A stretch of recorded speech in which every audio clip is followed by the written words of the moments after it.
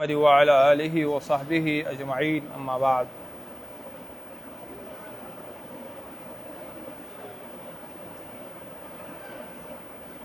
وعن أبي هريرة رضي الله تعالى عنه قال قال رسول الله صلى الله عليه وسلم إذا دعا الرجل امرأته إلى فراشه فأبت فبات غضبانا لعنتها الملائكة حتى تصبح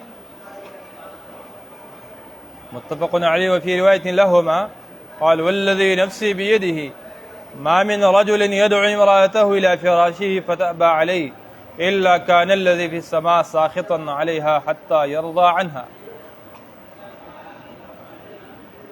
ابو ہریرہ رضی اللہ تعالی عنہ سے روایت ہے قال قال رسول اللہ صلی اللہ علیہ وسلم کہ رسول اللہ فرماتے ہیں اس نے فرمایا کہ اذا دعا الرجل جب کوئی بھی رجل شوہر اپنی بیوی بلائے اپنے فراش کو فابت اس نے انکار کر لیا فبات غضبانا اس نے غصے کی حالت میں رات گزاری. یہ قید ہے اس میں اگر یہ راضی ہوا یا کچھ عذر ہے اس نے قبول کر لیا تو پھر اس میں یہ لعنت پھر نہیں ہے. جب غصے کی حالت میں رات گزاری تو لعنت الملائکہ تو اس عورت پر فرشتے لعنت بیچتے ہیں حتی تصبح صبح تک. ایک روایت میں ہے کہ حتی ترجع کہ یہ اپنے انکار سے رجوع کرے آ جاؤ اس وقت تک. ایک روایت میں ہے کہ حتی یرضا یہاں تک کہ شوہر راضی ہو جائے. تو یہ لعنت بھیجا جاتا ہے فرشتوں کے ذریعے سے. جب فرشتے کوئی کام کرتے ہیں تو ہمارے لیے مستقل دلیل کی ضرورت ہے کہ ہم بھی اس طرف لعنت بھیجے. نہیں ہم نہیں کر سکتے, ہمارے لیے دلیل نہیں ہے, فرشتے کرتے. متفق علیہ. ایک روایت میں ہے لہما بخاری مسلم کی قال والذی نفسی بیدہ اس ذات کی قسم جس کے ہاتھ میں میری جان ہے ما من رجل يدعو امرأته الى فراشه فتأبى عليه کس پر انکار کرے الا كان الذي في السماء مگر وہ ذات جو آسمان میں ہے. دلیل ہے کہ اللہ تعالیٰ اوپر ہیں.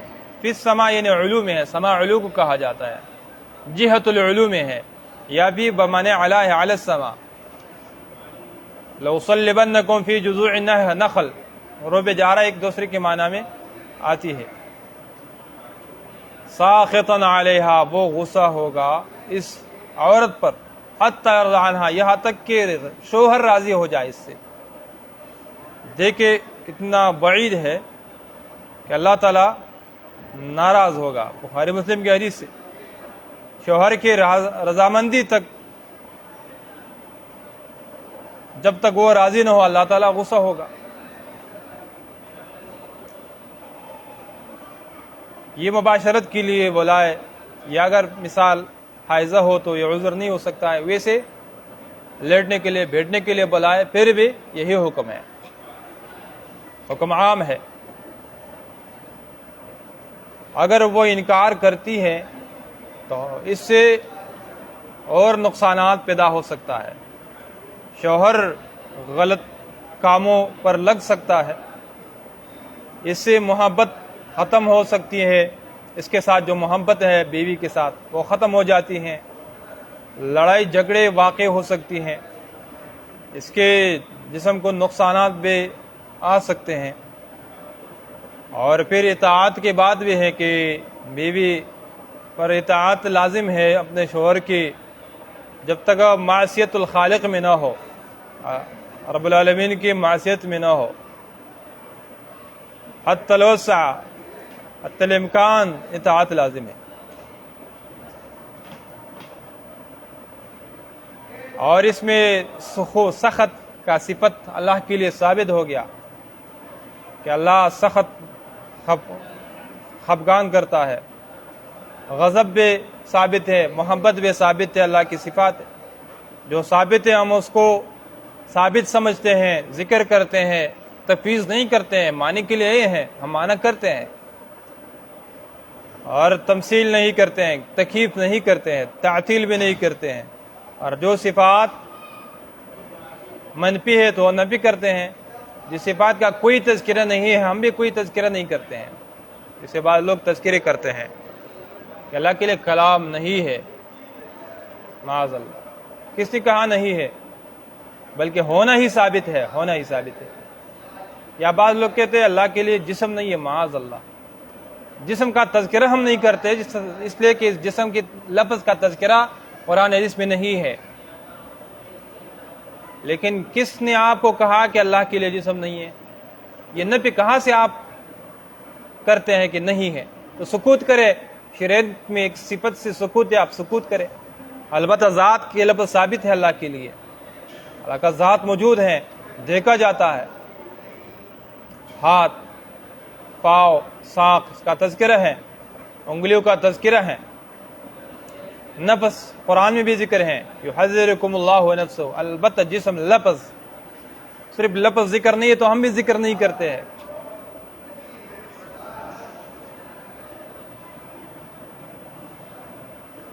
وعن اسماء ان امرأة قالت یا رسول اللہ ان لی ضرة، میرے لیے سوکن ہے، فہل علیہ، کیا میرے اوپر کوئی گناہ ہے؟ جناح، ان تشبعت من زوجی، کہ میں اپنے شوہر سے اپنے آپ کو سراب ہی دکھا دو۔ مثلا شوہر نے مجھے کچھ بھی نہیں دیا لیکن میں اپنے سوکن کو غصہ دلاؤں گی اور کہوں گی کہ شوہر نے مجھے فلاں چیز دی، کپڑے دی اور میرے لیے فلاں چیز دے دیا، تاکہ وہ غصہ ہو جائے اور میرے دل ٹھنڈا ہو جائے۔ صحابیات کے صاف دل ہیں، صاف ستھری باتیں کرتے ہیں، رسول اللہ کے سامنے پوچھتے ہیں۔ غیر الذی، اس چیز کے علاوہ، یعطینی کہ جو مجھے دیتا ہے، اس کے علاوہ چیزوں کے بارے میں بتاؤ گی کہ مجھے یہ چیز، مجھے وہ چیز اس نے دی ہے، تاکہ وہ غصہ ہو جائے۔ فقال رسول اللہ صلی اللہ علیہ وسلم نے عام حکم بیان کیا، المتشبع، یہ عورت بھی خصوصاً اس میں شامل ہے اور عام لوگ بھی اس میں شامل ہے، جو بھی ہے اس میں شامل ہے۔ المتشبع، جو اپنے آپ کو دکھاتے ہیں سیراب، مہیا، متزین، بما، اس چیز پر لم یعتق، اس کو نہیں دیا گیا ہے۔ کلابس ثوبی زورن، گویا کہ جھوٹ کی دو کپڑے اس نے پہنا ہے، جھوٹ۔ مسئلے اس میں لوگ کیسے داخل ہوتے ہیں؟ مثال بطور، بعض لوگ کہتے ہیں میرا تعلق ہے فلاں شخص کے ساتھ ہے، اور کوئی چیز دکھاتے ہیں فلاں شخص نے مجھے ہدیہ کیا ہے، اور اس کو دیکھا بھی نہیں یا تعلق بھی نہیں ہے اور کس نے اس کو چیز دیا بھی نہیں، لیکن لوگوں کو یہ دکھا رہے کہ میں فلاں کے ہاں بے محبوب ہو، فلاں کے ہاں بے محبوب ہو، یہ چیز مجھے مل چکی ہے ان کی طرف سے، یہ ان کی طرف سے، یا فلاں کے ساتھ، یہ جھوٹا شخص ہے۔ کلابس ثوبی زورن، یا جس کے ساتھ کوئی چیز نہیں ہے، کہتے ہیں کہ میرا فلاں جگہ میں گھر ہے، فلاں جگہ میں گھر ہے، فلاں جگہ میں چیز ہے، فلاں جگہ میں چیز ہے، اس کے ساتھ کچھ بھی نہ ہو، یہ بھی کلابس ثوبی زورن ہے۔ ثوبی زورن کا کیا مقصد؟ دو کپڑے، جھوٹ کا دو کپڑے۔ عرب کی ایک عادت تھی، ابن العربی کہتے ہیں کہ جب مجلس میں ایک شخص ہوتا جس کے دو کپڑے تھے اور بہترین انداز سے، گواہ کی ضرورت جب آ جاتی تو اس کو گواہ میں مقرر کرتے تھے اور لوگ اس کی سنتے تھے، اس کی ہیئت دیکھیں، اس کی لباس دیکھیں، یہ تو جھوٹ نہیں بولتا ہے۔ یہ لابس ثوب زورن، لابس ثوب زورن مرد حساب کیا جاتا ہے، ایک توجیہ یہ ہے۔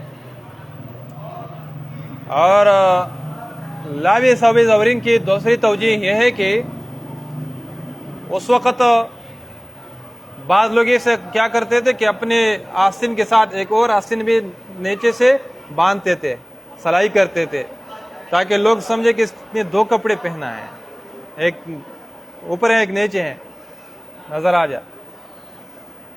تو یہ بھی ایک لابس ثوبی زورن ہے، تو اس کا مثال اسی طرح ہے۔ اور تیسری توجیہ یہ ہے کہ دو کپڑے جوڑ کے کہ شلوار قمیص یعنی مکمل جوڑ سے بھرا ہوا ہے، ڈھانپا ہوا ہے، جوڑ نے اس کو ڈھانپ لیا اور گھیر لیا، اتنا بڑا جھوٹا شخص ہے، یہ عمل جائز نہیں ہے۔ وعن انس قال آل رسول اللہ صلی اللہ علیہ وسلم من نساء شہرا، الا کا مسئلہ، اپنی بیوی سے قسم کوئی کہے کہ میں تیرے پاس نہیں آؤں گا 1 مہینے تک، 4 مہینے تک، 2 مہینے تک، 3 مہینے تک، 4 سے اوپر جائز نہیں ہے۔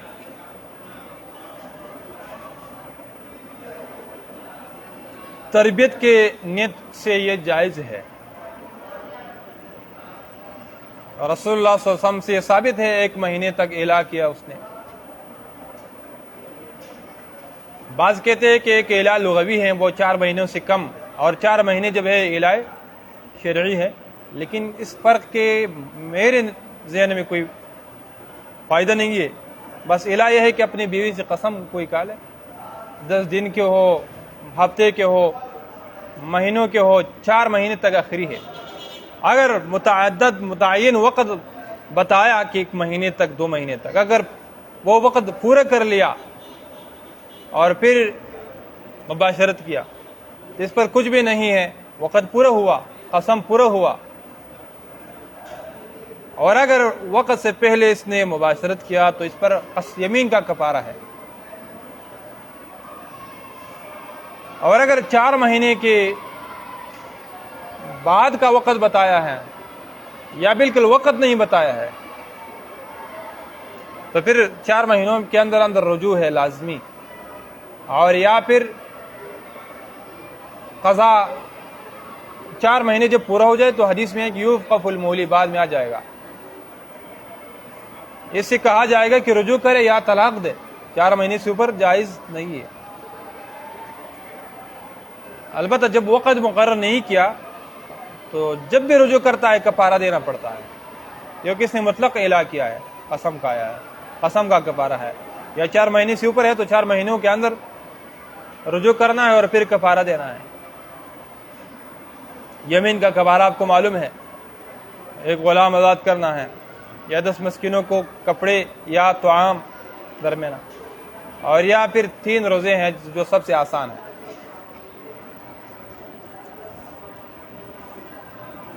وَكَانَ انفکت رجلہ، اس کے پاؤں نکل گئی تھی، جو ہم اپنے اصطلاح میں کہتے ہیں جوڑ سے علیحدہ ہو گئی، اس کے پاؤں 2 مرتبہ اس کا کام ہوا ہے، ایک بار مکے میں، ایک بار مدینے میں، فرس سے گر گئے تھے اور اس کے پاؤں کی جو ہڈی تھے باہر، وہ اپنے جوڑ سے علیحدہ ہو گیا تھا۔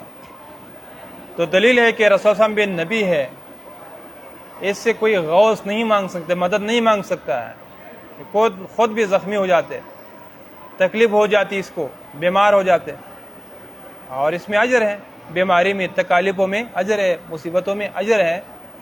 اور رسول صلی اللہ علیہ وسلم کا ایمان اور بہت زیادہ تھا، اجر کی بہت حرص کرتے تھے۔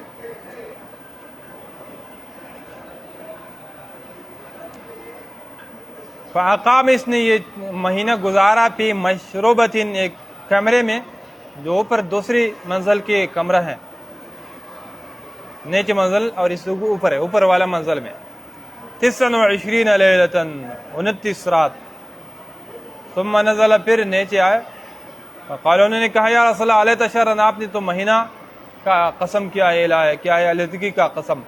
فقال ان شہر یکون 29، کبھی کبھی تو اس طرح بھی ہوتا ہے نا، 29 ہوتا ہے، 29 ہوتا ہے، کبھی کبھی 30 اور کبھی 29، رواه البخاری۔ اس میں واقعہ ہے بعد والی حدیث میں، اسی حدیث سے متعلق ہے۔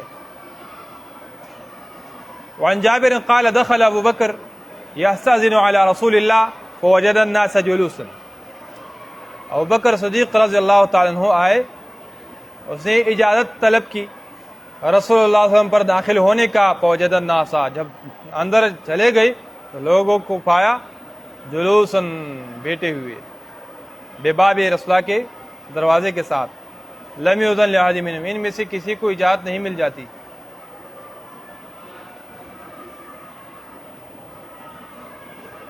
جو خاص کمرہ رسول اللہ اس میں ہے، دخول کا کوئی اجازت نہیں تھی۔ قال فأذن لأبوبکر، ابوبکر صدیق کے لیے اجازت دے گئی، اجازت مل گئی، اس کی فضیلت ہے۔ ودخل، داخل ہوا، ثم اقبل عمر، پھر عمر رضی اللہ تعالیٰ عنہ بھی آئے، فاستأذن، اس نے اجازت طلب کیا، فأذن له، اس کو بھی اجازت مل گئی، اجازت دے دی، یہ بھی اس کی فضیلت ہے۔ روافضیوں میں سے کرافضی کھڑے ہوئے تھے روضے میں، اس کے ساتھ کافیوں میں گالی بھی ہوتے ہیں، لیکن وہ ان کے مولوی تھا، ابوبکر صدیق و عمر کو گالی دے رہے تھے، اس میں سے جذبے میں آئے وہ مولوی، بہت جذبے و غصے میں آئے، اور کہا کہ یہ یہاں روضے میں کیوں دفن کیا گیا ہے، رسول اللہ کے پاس کیوں دفن ہے، دونوں ایک سائڈ میں ہے، ایک دوسری سائڈ میں ہے۔ تو زیادہ جذبے میں آئے اور کہنے لگے کہ یہ سارا نقصان اس بیچ والا کا ہے، سارا نقصان بیچ والا کا ہے، بیچ میں جو قبر اس کا ہے، معاذ اللہ۔ وجہ کیا ہے کہ ہر وقت کہہ رہے تھے کہ انا دخلت انا ابوبکر و عمر، خرجت انا و ابوبکر و عمر، ذهبت انا ابوبکر و عمر، بار بار اس دونوں کا تذکرہ کر رہے تھے۔ اس میں سے یہ بھی بات ہے، ان دونوں کی اجازت دی گئی، باقی لوگوں کو نہیں، ان کی فضیلت ہے، اگر یہ کسی برداشت نہیں ہوتا ہے، زیادہ جذبے میں پھر رسول اللہ پر بھی اعتراض کرتا ہے کہ اس کی نقصان ہے، معاذ اللہ۔ فاستأذن فأذن له فوجد النبي صلی اللہ علیہ وسلم جالسا، نبی صلی اللہ علیہ وسلم کو پایا کہ وہ بیٹھا ہوا تھا، حوله نساء، اس کے ارد گرد اس کی بیویاں تھی۔ یہ بھی سوال ہے کہ ابوبکر صدیق کی ایک بیٹی ہے عائشہ، وہ محرم میں سے ہے، باقی سب محارم میں سے تو نہیں تھی، یا عمر ہو کہ ایک بیٹی حفصہ وہ محارم سے تھی اس کے، باقی تو اس کے محارم میں سے نہیں تھی، تو کیوں داخل ہوئے؟ بعض جواب کرتے ہیں کہ شاید یہ قبل الحجاب ہو، تو اصل جواب یہ ہے کہ یہ بعد الحجاب ہے، حجاب، کیونکہ 9 ہجری کی بات ہے، حجاب تو 5 ہجری میں نازل ہوئے ہے،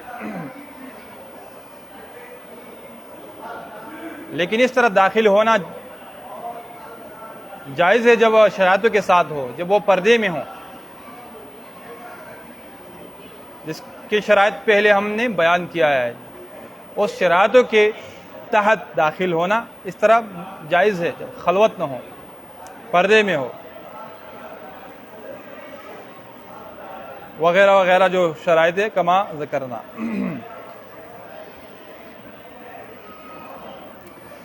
واجمن، رسم، غمگین تھے، ساکتن، خاموش تھے،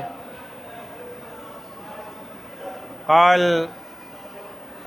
جابر راوی کہتے ہیں، فقال عمر رضی اللہ تعالیٰ عنہ نے کہا، یہ فقال سے مراد عمر ہونے، عمر رضی اللہ تعالیٰ عنہ نے کہا کہ لأقولن شیئا، میں ایسی کوئی چیز کہوں گا، اضحک النبی، کہ میں نبی کو ہنسا دو، اس لیے کہ وہ غمگین ہے، جو کوئی سا غمگین ہو تو کچھ نہ کچھ مذاقیہ گفتگو کرنی چاہیے کہ وہ ہنسے، تو یہ جائز ہے۔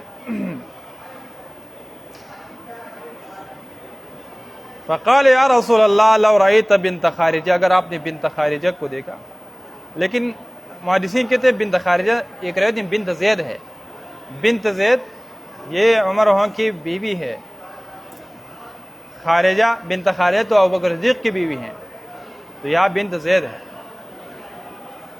سألت نے نفقہ، مجھ سے نفقہ اس نے طلب کی، اضافی، فقمت الیہا، میں کڑا ہو گیا اس کی طرف، فوجعت عنقہ، اس کی گردن میں نے زخمی کر لیا، گردن پر مارا میں نے. فضحک رسول اللہ صلی اللہ علیہ وسلم، ہنسنے لگے. وقال ہن حولی، یہ میرے ارد گرد جو ہے، کما ترى، جس طرح آپ دیکھ رہے ہیں. یسألنی نفقہ، مجھ سے نفقہ مانگتی ہے، اضافی جو نفقہ ہے. اور یہ کیوں؟ انہوں نے مشورہ کیا ازواج النبی صلی اللہ علیہ وسلم کے، ہم بار بار شادیاں کرتے رہتے، آج ہم اس سے ایسے نفقات کا طلب کریں کہ جو عام جگہوں میں ہیں زیادہ سے زیادہ، تاکہ اور شادی نہ کرے. یہ بھی ان کی محبت کی وجہ سے کہ رسول اللہ کے رادیں تقسیم ہو جاتی ہے. تو رسول اللہ صلی اللہ علیہ وسلم اس سے ناراض ہوئے، جب انہوں نے نفقہ طلب کیا اور اضافی وغیرہ وغیرہ کپڑے وغیرہ چیزوں کو طلب کیا. تو جب یہ بات ابوبکر صدیق نے سن لی تو فقام ابوبکر الی عائشہ، عائشہ کی طرف وہ چلا گیا. یجع عنقہ، گردن سے مارتے تھے اس کے گردن پر، کہ آپ کیوں رسول اللہ صلی اللہ علیہ وسلم سے اضافی وہ نفقہ مانگتی ہے. وقام عمر الی حفصہ، عجیب کیفیت ہے. عمر کھڑے ہو گئے، اپنی بیٹی حفصہ کو مارنے لگے. یجع عنقہ، اس کے گردن کو زخمی کرتے تھے، مارتے تھے گردن سے.